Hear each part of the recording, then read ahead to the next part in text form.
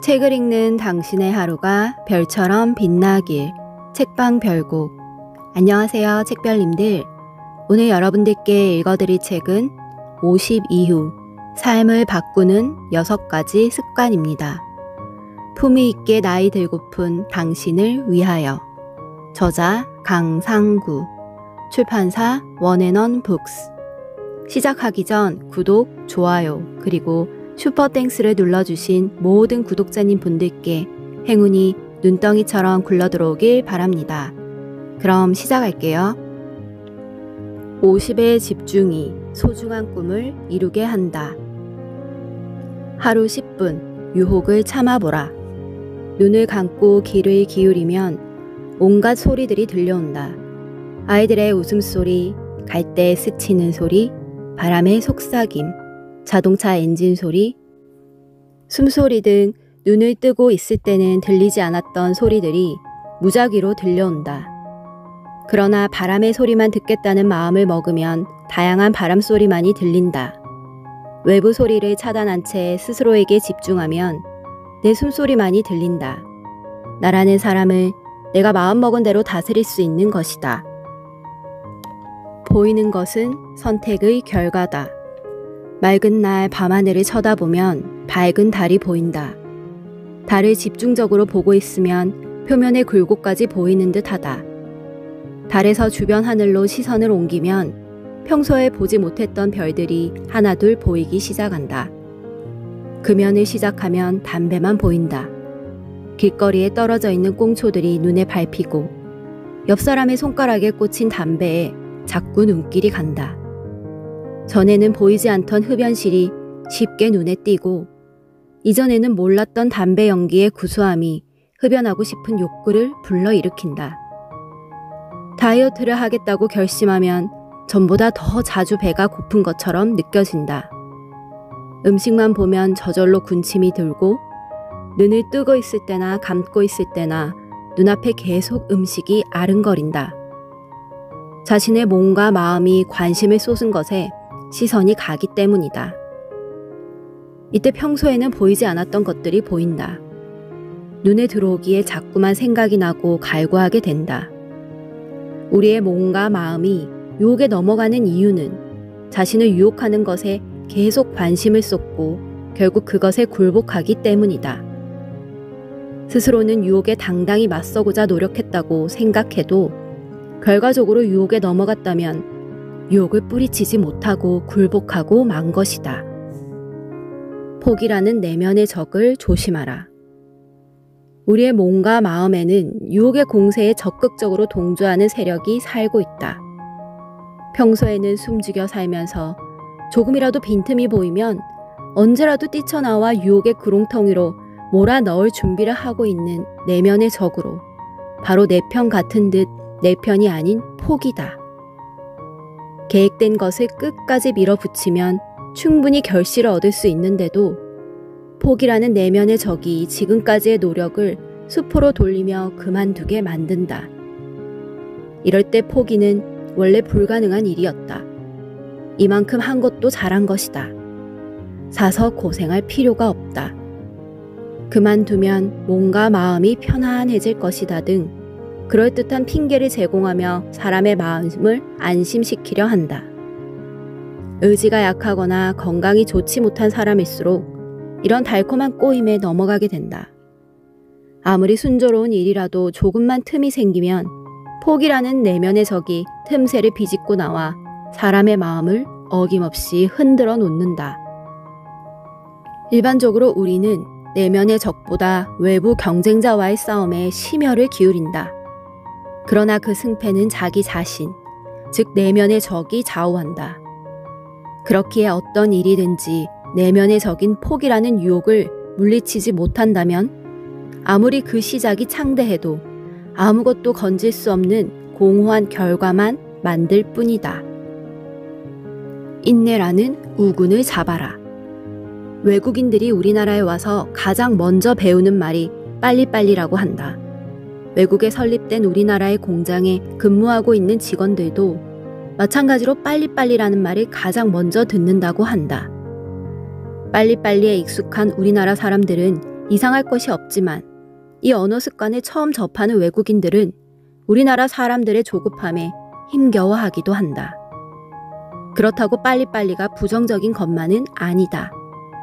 이러한 우리나라 고유의 빨리빨리 문화는 급격한 경제 성장의 원동력이 되기도 했으며 세계 최고 수준의 인터넷 강국이 되는데 기여했기 때문이다. 문제는 조급증이다. 우리는 성공이 인내와 그동안 흘린 땀의 결과라는 것을 깨달아 목표를 이룰 때까지 인내하며 꾸준히 노력하는 자세를 가져야 한다. 몸과 마음을 유혹하는 것들에 맞서 10분 동안 참는 것은 상처에 바르는 소독약과 같다. 처음에는 눈물이 날 만큼 쓰라리지만 상처가 덧나지 않게 보호해 상처를 낫게 해주기 때문이다. 자신에게 이제 됐어, 그만둬 라는 유혹의 속삭임에 넘어가려는 기색이 보이면 10분의 인내는 쓰나 그 열매는 달다 라는 말을 속삭이며 인내해 보라. 당신의 마음속에서 당신의 부름을 기다리고 있던 인내라는 우군이 당신을 잡아줄 것이다. 여기서 명심해야 할 것이 있다. 내면의 포기라는 유혹에 대항할수록 유혹에 강한 사람이 된다는 점이다. 왜냐하면 그 유혹들에 대항하려는 노력은 점점 그것을 물리치거나 조절하는 능력이 되기 때문이다. 일을 시작하기 전에 10분간 그림을 그려라. 나는 변화 관리 교육을 할 때 항상 퍼즐 맞추기 게임을 시킨다. 몇 개의 팀에게는 완성된 그림을 먼저 보여주고 다른 몇 개의 팀은 완성된 그림에 대한 일체의 정보를 주지 않고 퍼즐을 맞추도록 한다. 어느 정도 시간이 지나면 완성된 그림을 가지고 있던 팀부터 끝났다며 환호한다. 이때 완성된 그림 없이 퍼즐을 맞추고 있던 팀은 빨리 맞춘 팀의 환호에 어리둥절해한다.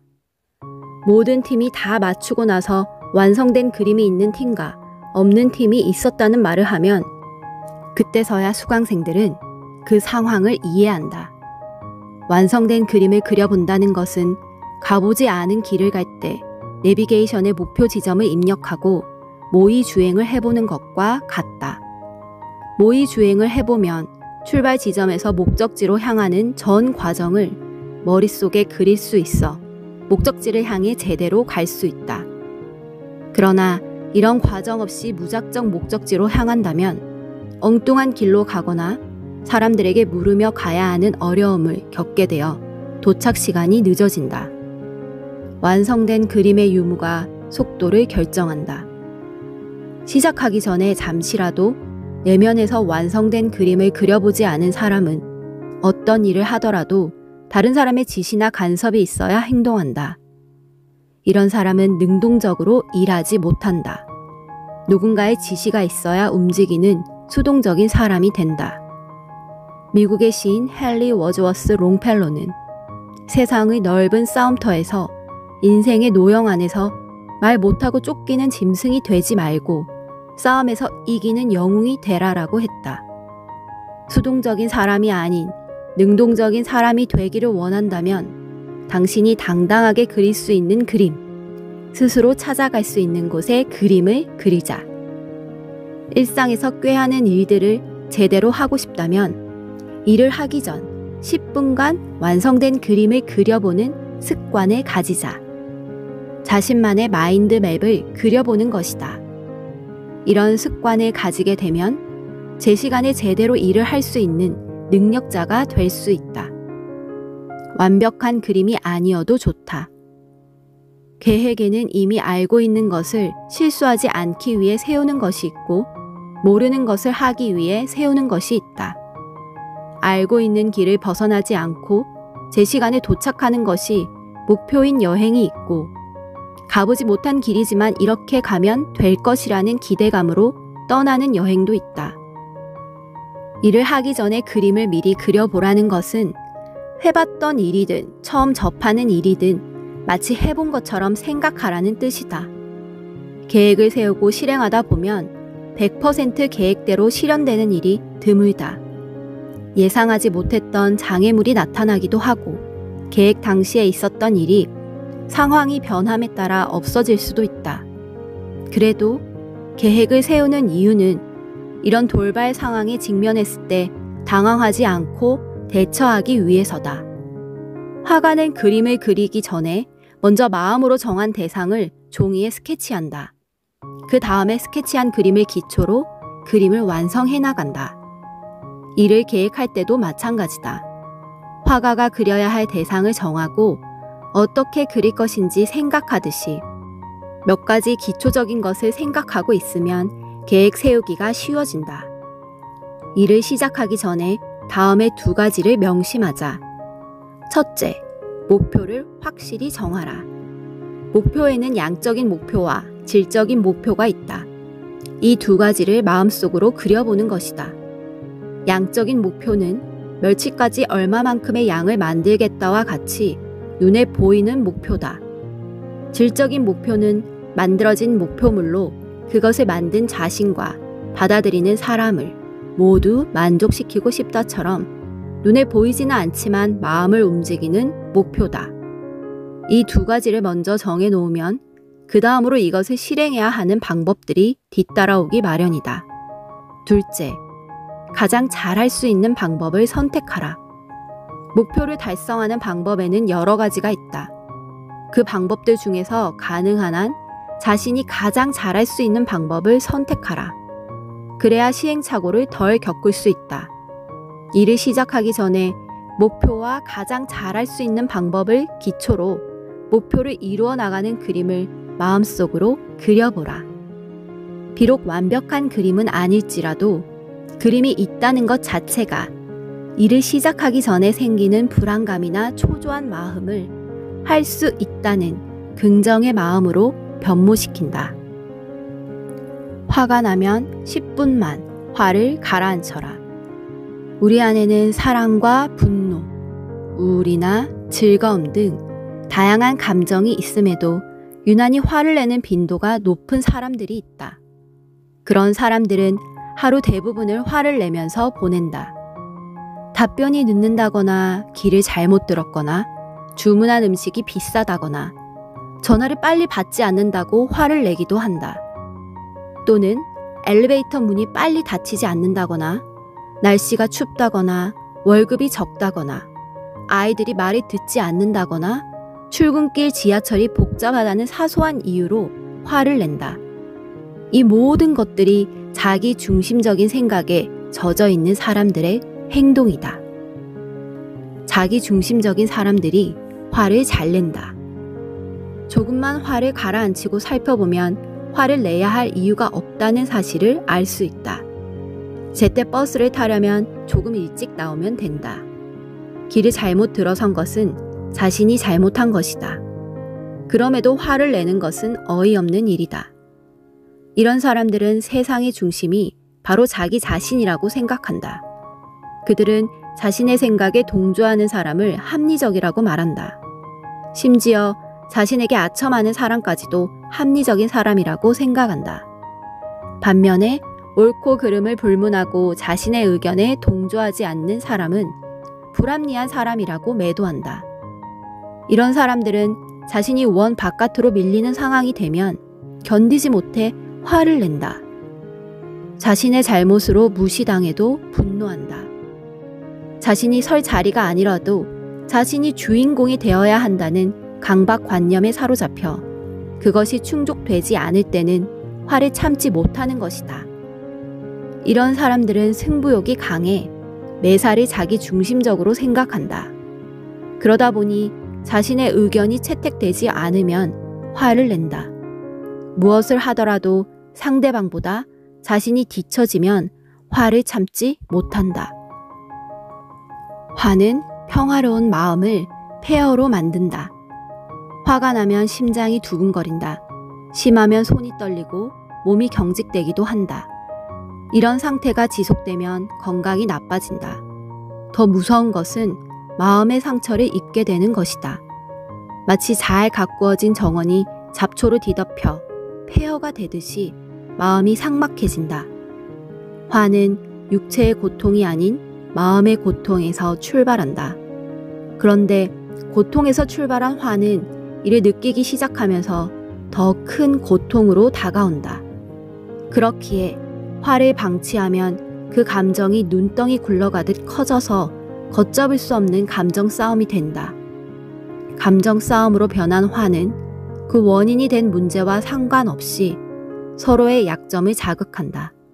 돌이킬 수 없는 과거의 일을 들추어내고 가장 민감한 자존심을 건드리게 된다. 급기야는 싸움이 끝나 화해를 해도 감정에 고래난 상처는 그대로 남는다.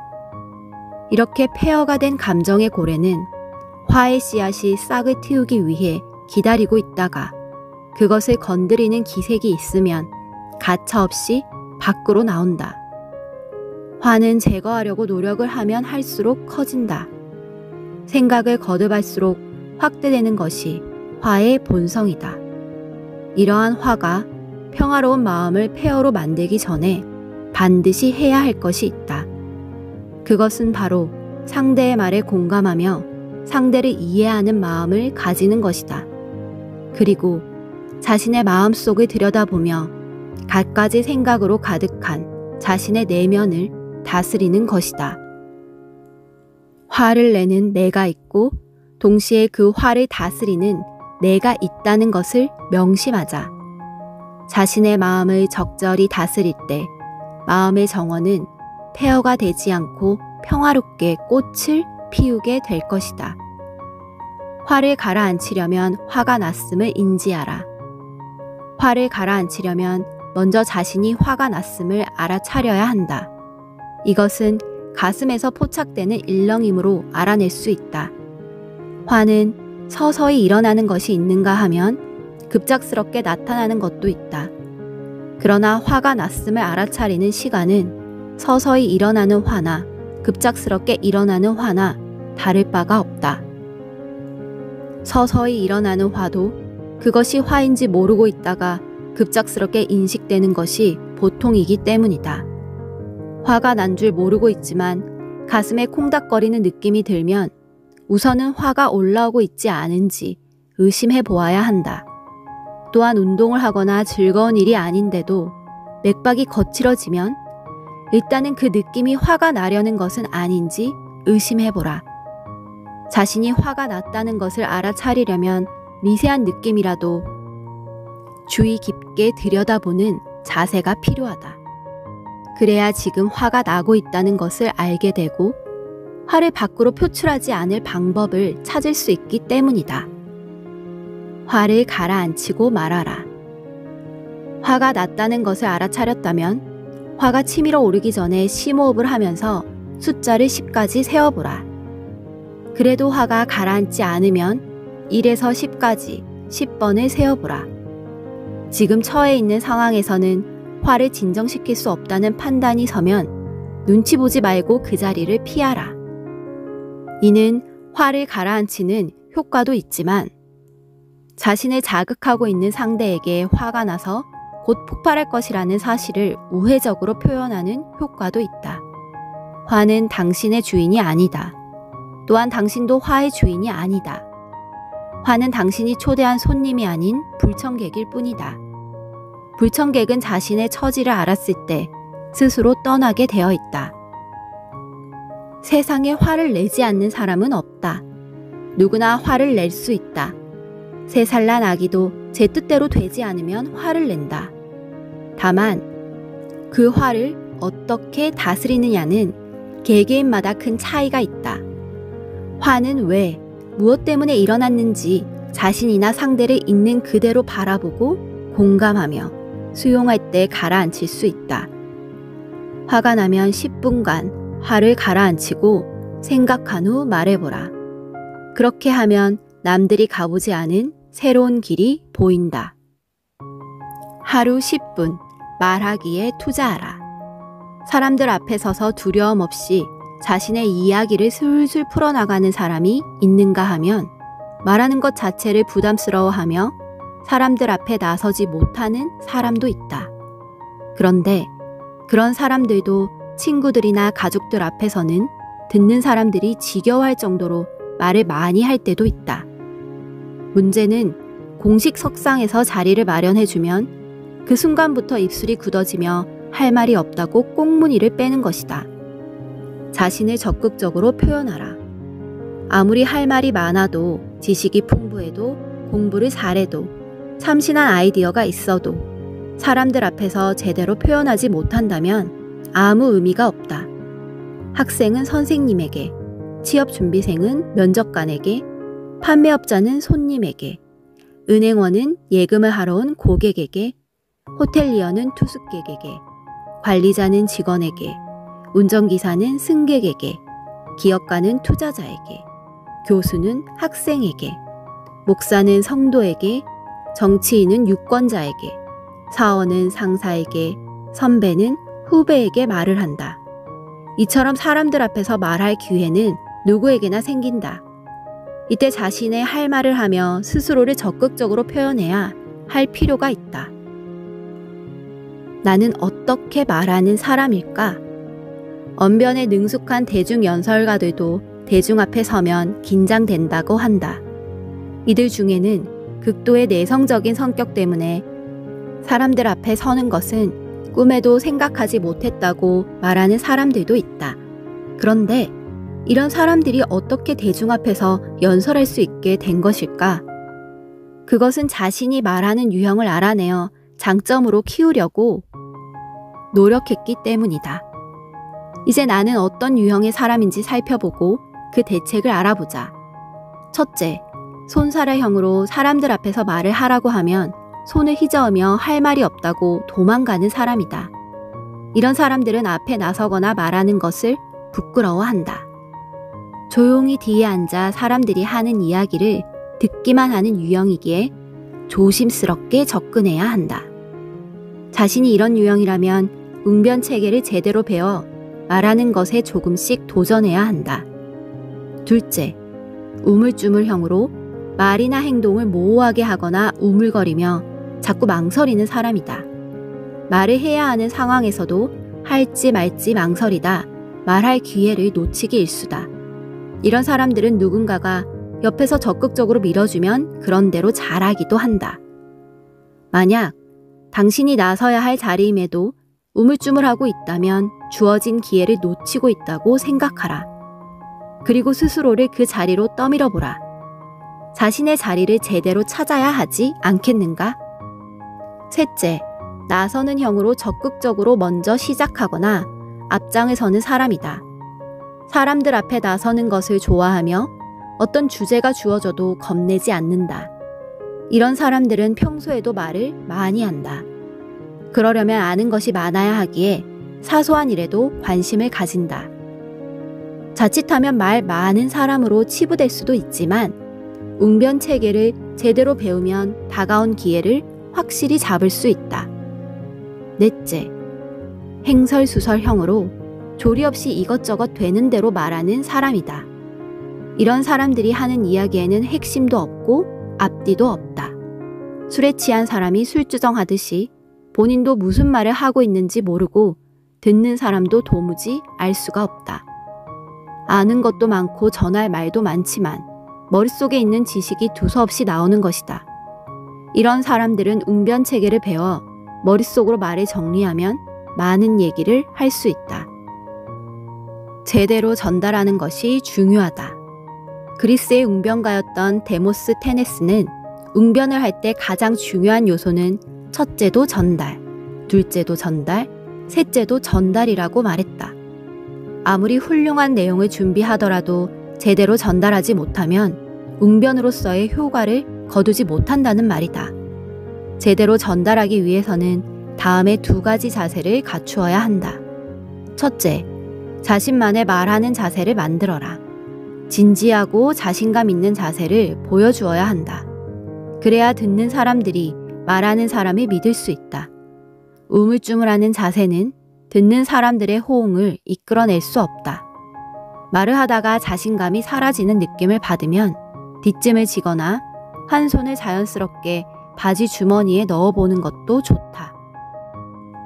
이런 태도는 잠시나마 청중을 편하게 대할 수 있는 배짱을 만들고 당신을 여유로워 보이도록 만든다.